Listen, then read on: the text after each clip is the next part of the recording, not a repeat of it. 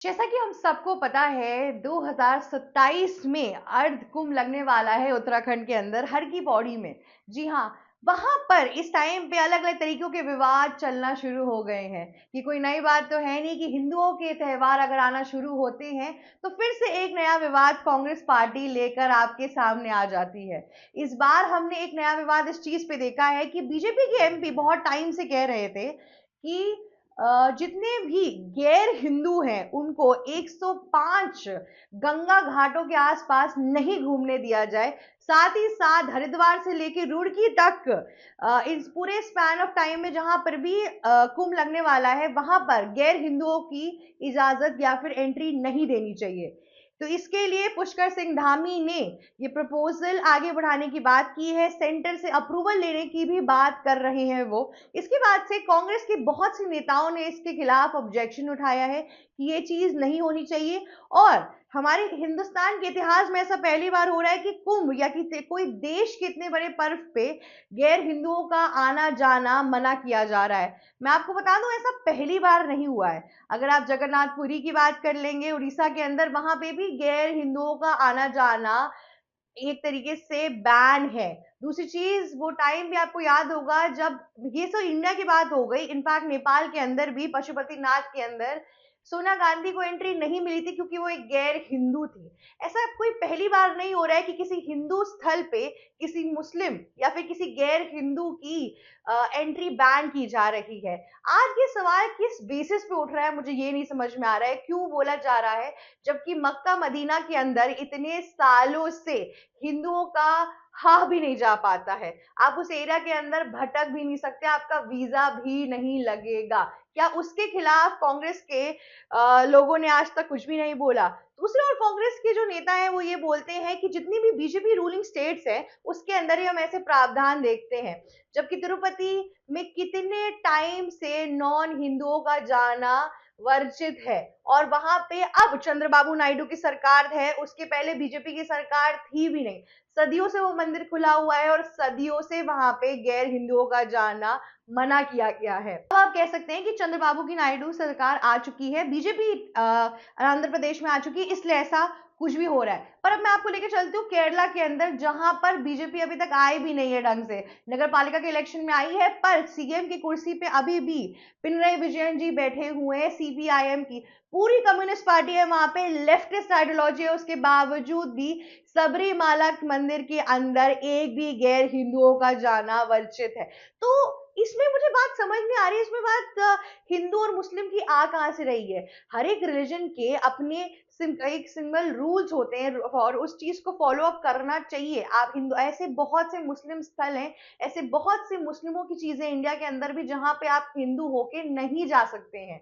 एक औरत हो कि आप जो एक मस्जिद के अंदर जो उनका वो होता है कि कहते हैं जो उसका मकबरा होता है आप उसको टच नहीं कर सकते हैं। अगर आप हिंदू हैं आप उसके अंदर नहीं जा सकते हैं। इन सारी चीजों के बावजूद भी आज जब उत्तराखंड के चीफ मिनिस्टर ने एक स्टेप लिया है, इसके खिलाफ इतने सवाल विवाद किस बात के हो रहे हैं, मुझे ये चीज समझ नहीं आ रही है। पिछली बार का कुंभ बहुत ही अच्छा हुआ, उत्तर प्रदेश के अंदर जो कुंभ हुआ उसकी जो सेलिब्रेशन और सक्सेस थी उसके बाद से कांग्रेस के दलों के अंदर खलबली मच चुकी है। उनको ऐसा लगने लगा है कि अगर इस बार का उत्तराखंड का भी अच्छा हो गया तो फिर उनके आने वाले यूपी इलेक्शन से पत्ता पूरी तरीके से कट हो जाएगा। क्योंकि ये चीज सिर्फ यूपी के ही इलेक्शन को ये चीज सिर्फ उत्तराखंड के इलेक्शन को हिट नहीं करेगी पर उत्तर प्रदेश के भी इलेक्शन को हिट करेगी। इस टाइम पर जब उन्हें समझ में आ गया है कि वेस्ट बंगाल और आसाम की सीट्स उनके हाथों से ऑलरेडी निकल चुकी हैं, तो अब वो चिंतित हो चुके हैं उत्तर प्रदेश की सीट को पकड़ने में। क्योंकि ऑब्वियस सी बात है कि लोकसभा इलेक्शन के लिए जो दो स्टेट सबसे ज्यादा महत्वपूर्ण है, जिनमें सबसे ज्यादा बहुमत से लोग इस टाइम पर हैं, वो है उत्तर प्रदेश और बिहार। और उसमें से बिहार में कांग्रेस ऑलरेडी बहुत बुरी तरीके से हार चुकी है। इनफैक्ट इंडिया ब्लॉक जो पूरी अलायंस थी उनकी, उनका भी कुछ ऐसे स्टेबल पोजीशन नहीं बनी इस बार बिहार इलेक्शन के अंदर। लेकिन अगर अब वो उत्तर प्रदेश के इलेक्शन से भी हाथ धो बैठेंगे तो उनके लिए जो सपना है लोकसभा इलेक्शन वो सपना ही रह जाएगा और उसके आसपास भी नहीं आ पाएंगे।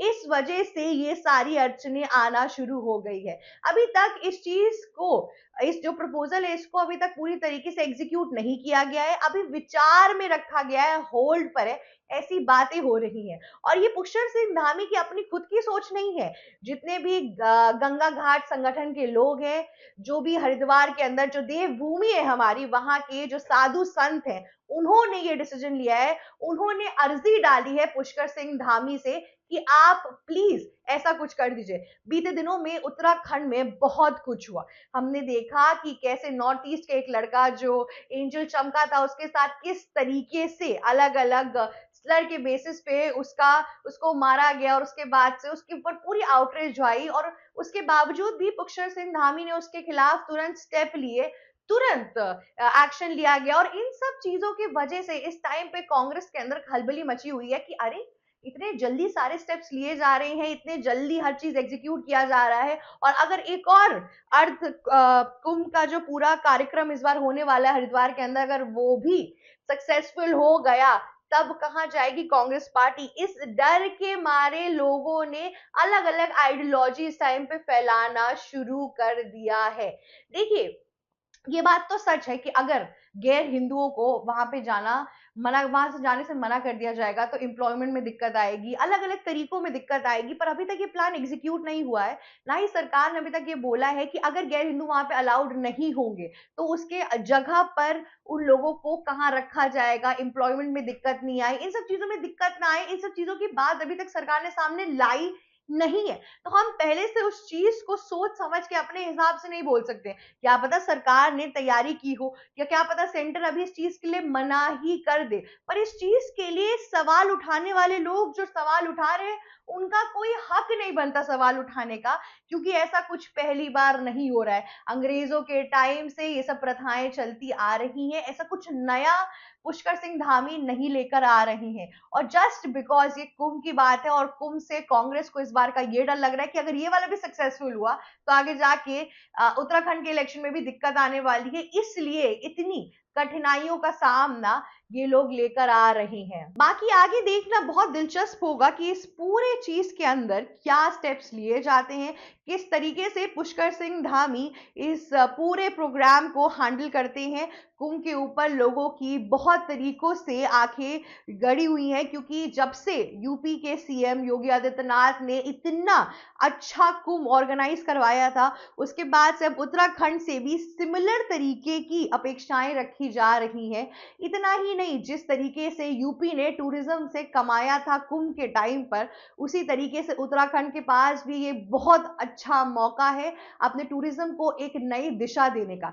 जी हाँ, उत्तराखंड देवभूमि है, लोग वहां पे हरिद्वार के लिए जाते हैं, बट ऑल्सो वहां पे लोग इसलिए भी जाते हैं क्योंकि उनको हिल स्टेशन, साइट सीइंग, इन सब चीजों को भी देखने का शौक है। पर अगर इस बार कुंभ हो गया तो उत्तराखंड के टूरिज्म को एक नई दिशा तो मिलेगी ही मिलेगी, साथ ही साथ जो स्पिरिचुअल लोग हैं इंटरनेशनली भी, इंडोनेशिया के, नेपाल के, भूटान से, कितने ढेर सारे अलग अलग तरीके के अलग अलग देशों से लोग आएंगे। जैसा कि हमने यूपी के प्रयागराज में जो कुंभ हुआ था उसमें देखा था, उसमें करीबन 30% फॉरेनर्स आए थे। इस बार अगर उत्तराखंड में भी सिमिलर रेट आया तो बहुत ही बेहतरीन होगा उत्तराखंड के आगे आने वाले फ्यूचर के लिए। पुष्कर सिंह धामी ने हर तरीके से चुनौती को अपने कमान से बांध लिया है। अब देखते हैं कि किस तरीके से पूरी की पूरी प्रोग्रामिंग की जाती है। फिलहाल तो 105 घाटों पे ऐसे नियम लाए जा रहे हैं, साथ ही साथ तैयारियों में भी कोई चूक नहीं रखी जा रही है।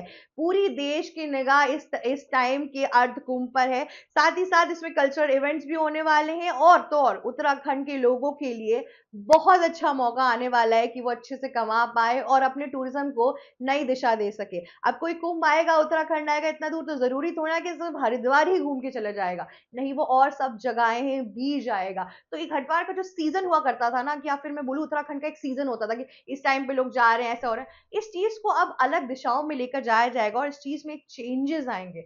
अब सालों साल उत्तराखंड का टूरिज्म बूस्ट होता जाएगा। और यही एक विजन पुष्कर सिंह धामी ने रखा हुआ है। और यही जो पुष्कर सिंह धामी की जो पॉजिटिविटी इस टाइम पे उत्तराखंड के लोगों के अंदर बसी हुई है, जिस तरीके से वहां पे लोग खुशहाल तरीके से अपना जीवन काट रहे हैं और अपना वोटर बैंक सिर्फ और सिर्फ पुष्कर सिंह धामी के लिए रख रहे हैं, उससे लोगों को, उससे कांग्रेस के दलों को अब इश्यू आने लगी है। क्योंकि हिमाचल प्रदेश के अंदर भी सरकार जो कांग्रेस की है उससे भी लोग ज्यादा खुश दिखाई नहीं दे रहे हैं।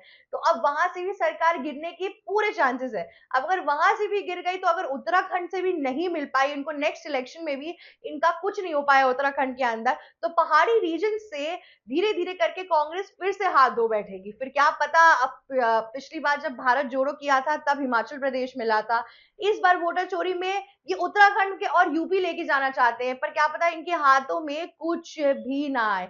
इन्हीं सब चीजों के डर के मारे नए नए प्रावधान लेकर आए जा रहे हैं और लोगों को गुमराह करने की भी कोशिश की जा रही है कि जैसा ऐसा कुछ पहली बार हो रहा है, जबकि ऐसा कुछ पहली बार हो ही नहीं रहा है। और साथ ही साथ जब तक कोई चीज एग्जीक्यूट नहीं हो रही है तब तक इस पे अपना राय बनाना और उस चीज को लोगों तक और जनता के अंदर सर्कुलेट करना वो गलत है। आज के लिए बस इतना ही। अगर आपको ये न्यूज अच्छी लगी तो प्लीज हमें लाइक, शेयर, सब्सक्राइब और कमेंट करना मत भूलिएगा। जाते जाते बेल आइकन भी हिट कर दीजिएगा। Thank you so much for watching us.